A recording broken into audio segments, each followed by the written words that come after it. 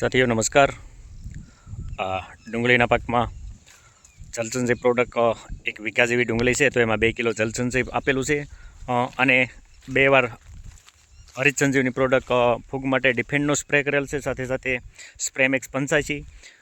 ગુજરાતની અંદર કમોસમી વરસાદના લીધે છેલ્લા એક અઠવાડિયા 10 દિવસથી ગુજરાતની અંદર ખૂબ જ કમોસમી વરસાદ વરસી રહ્યો છે।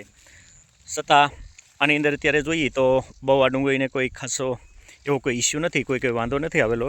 અને અત્યારે આજે થોડુંક વાતાવરણ ચોખ્ખું થતાં અમારા ખેડૂત છે અથુભા ગોહિલ, તો આજે ખાતરની સાથે સોઇલ હેલ્થ ડિફેન્ડ એ આપે છે। તો આનાથી અત્યારે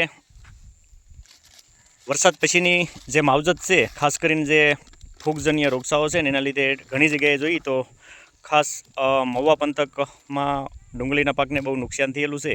તો આનાથી ઘણા બધા અંશે આપણે ફૂગથી પાકને બચાવી શકીએ અને હવે વરસાદ પછીની જે સારવાર છે એમાં આ હરિતસંજીવની પ્રોડક્ટ ડિફેન્ડ છે, સોઇલ હેલ્થ છે, સ્પ્રેમેક્સ 85 છે, એના બહુ ખાસ ઉમદા રિઝલ્ટ છે।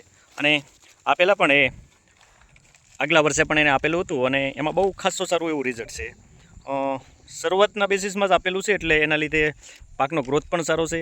જલસંચય પ્રોડક્ટ આપેલું છે તો એનાથી ઓછા પાણીએ પણ પાકનો ગ્રોથ સારો હતો, જોકે વરસાદ વધારે હોવાથી પાણીની તાને જરૂરિયાત નથી, પણ હરિતસંજીવની પ્રોડક્ટ ખાસ કરીને ડિફેન્સ છે, સોઇલ હેલ્થ છે, એનાથી પાકને ઘણું બધું રક્ષણ મળે અને પાક પણ બહુ સારો છે।